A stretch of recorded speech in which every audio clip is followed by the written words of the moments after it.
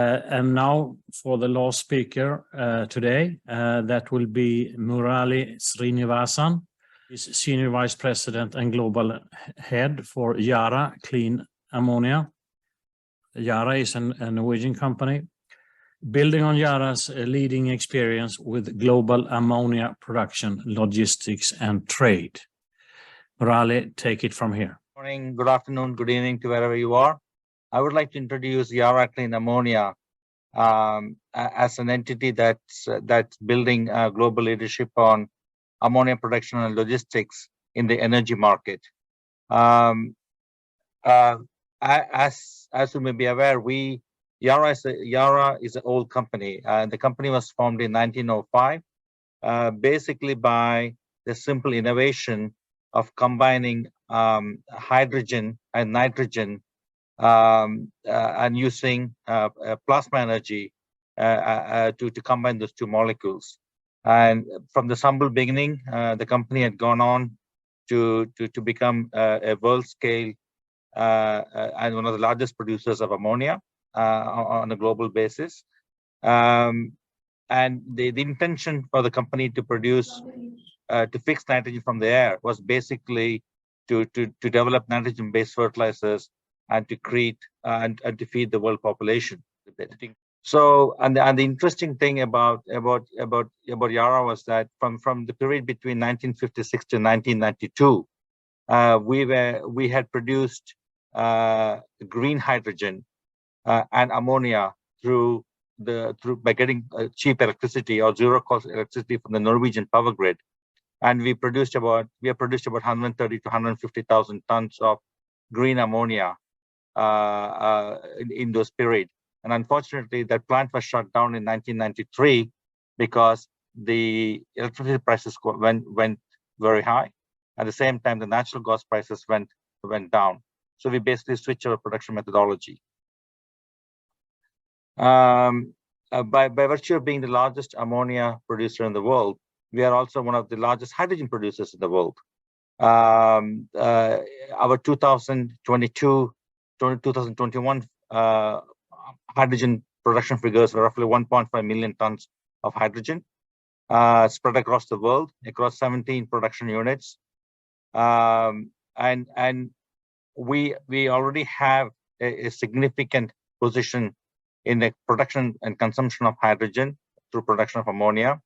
And through that process, we also have a strong position on having storage facilities for producing for produced ammonia, and also trading facilities, which basically means deep sea movement around the world. In 2021, we moved about 4.2 million tons of ammonia around the world. We have in our fleet 11 to 14 ships. Now we have 14 ships in our fleet.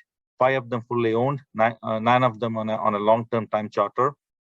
We have 580 kilotons of maritime ammonia storage capacity with 18 marine ammonia terminals around the world.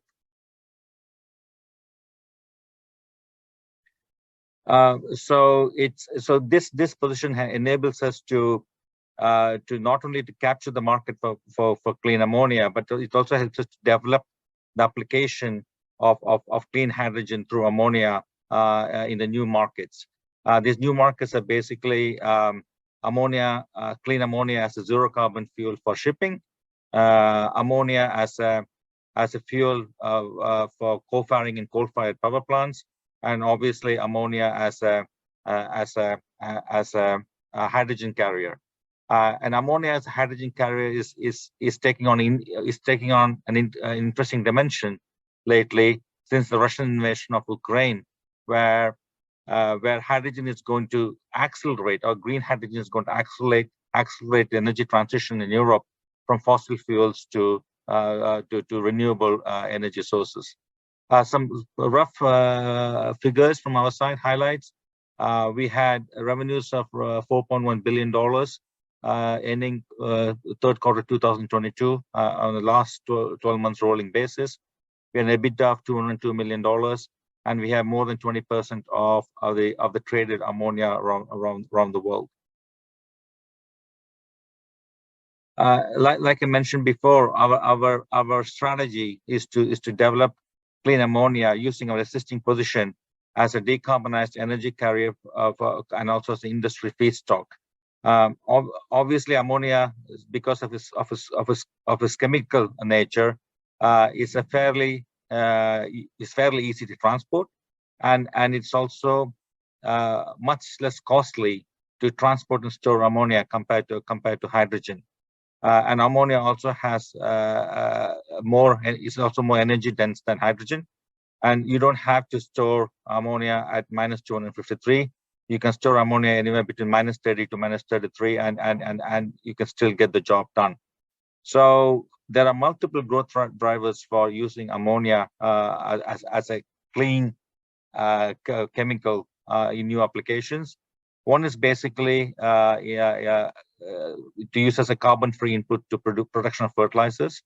And the second one is emerging market, where we are looking at application of ammonia as a bunkering fuel for the maritime sector, for the shipping industry.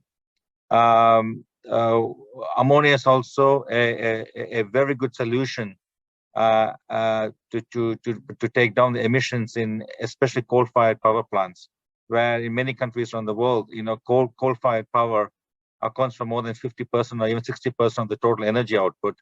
And co-injection of ammonia into a coal-fired turbine dramatically reduces the CO2 emissions, and it really postpones the need to use enormous amounts of money to replace coal with some other energy. So it's a very good transitional way of making the transition from fossil fuel to a renewable energy source without having to spend several billions on capex.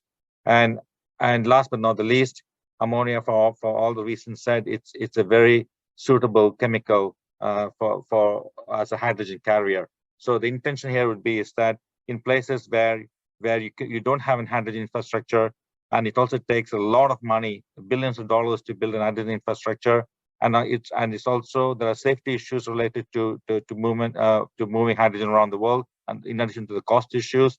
The idea here would be that you would import ammonia into a place where there's demand for hydrogen. Then you would crack hydrogen back to ammonia. Crack ammonia back to hydrogen. The only disadvantage here is that this is not a very energy efficient process. There's a lot of technological developments happening in the cracking area, but the energy efficiency in the best case is about 75 to 80%. So in a way, you're using renewable energy to produce a chemical, and then you're going to lose 20 to 25% of the energy in getting it back to hydrogen. But technological developments will make sure that you get more increased efficiencies as we move along. I will skip this slide. It's our position in ammonia also enables one key factor seen from a corporate governance perspective, that it also enables us to decarbonize our own production footprint. Yara has got a very high ambition of moving to net carbon neutral by 2050. Actually, we are accelerating the program to become carbon neutral by 2040. To do that, we have to walk the talk, and to do that, we have to make sure that we set up some pilot projects that can be scaled up rapidly once we understand the limitations of the technology, and once we understand the limitations of how do you make the transition. So we have some projects that run in Australia, Netherlands, Norway, and Germany. These projects are very different. For example, the project in Australia is mainly based on the use of solar cells and electrolysis to produce green hydrogen. And there are obvious limitations in using solar energy because the sun doesn't shine 24 hours a day. There are high levels of intermittency. You need to have a hydrogen storage mechanism, and nobody has so far produced large-scale hydrogen at large scale to feed the ammonia Haber-Bosch system. So we are starting up in a very small scale, and the intention is that once we understand how the technology can be scaled up, we will rapidly scale that up. In Norway, the concept is slightly different. The Norwegian electricity production is 100% RED compliant. It's even RED 3 compliant, which is a renewable energy directive that's prevalent in Europe. So we have a certifiable renewable energy coming from the grid. And so here, what we're doing is that we are building a bigger scale pilot plant to really test out the electrolyzers, because the electrolyzers are they have not technologically advanced yet to have a 50 megawatt or 100 megawatt fertilizers. But we are already starting with the 25 megawatt electrolyzer to make sure that we can learn something from working on this electrolyzer, and we can scale it up as soon as possible. The commercial startup for producing hydrogen and then ammonia on this project in Norway, it will start in 2023. So this is maybe a year from now.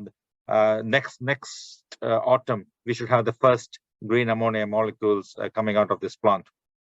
And then this plant will also lay the way to build a 500,000 ton or 500 gigawatt of electrolyzer unit to produce ammonia, which will basically remove 800,000 to 850,000 tons of CO2 from our production system in Norway. So that is a significant achievement.